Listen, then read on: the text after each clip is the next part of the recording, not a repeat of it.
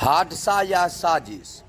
काल्हिखन अहमदाबाद में भेल एकटा प्लेन दुर्घटना का बहुत अफसोसजनक न्यूज आयल आ संगे संगे ई हादसा छी कि साजिश छी, हम डिकोड मिथिला के माध्यम से अहाँ सबके बीच में पूछऽ चाहे छी। अहाँ सबके की होइया, अहाँ सब अपन अपन विचार कमेंट में मारब। हादसा में 153टा भारतीय, 7टा पुर्तगाल का, 53टा ब्रिटिश का और कनाडा का छलै। और एहि संगे संगे प्लेन के सबटा क्रू मेंबर छलखिन। हम बस एतबी सरकार से पूछऽ चाहे छी, जखन हजारक हजार टिकट के चार्ज रहे छै, जखन अते तरह का अत्याधुनिक सुविधा आबि गेल छै प्री इन्फॉर्मेशन का, हादसा से पहले तकर बावजूद बारंबार एहन तरह का घटनाक्रम किया भऽ रहल अछि।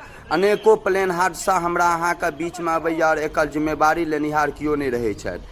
सब कियो का दुख व्यक्त करैत हम एकेटा सवाल, और ई सवाल भारत का हरेक आम जनता का, आम नागरिक के छियनि, और ई हमर सबका मौलिक अधिकार छी। आ ताहि दुआरे मौलिक अधिकार के लेल अहाँ सबके बीच में आवाज उठबै छी जी बारंबार जे हमरा अहाँ के प्लेन का हादसा भऽ रहल अछि, विभिन्न तरह के प्लेन हादसा अखन तक भेल हन, ई कहिया एहिसँ निजात मिलत।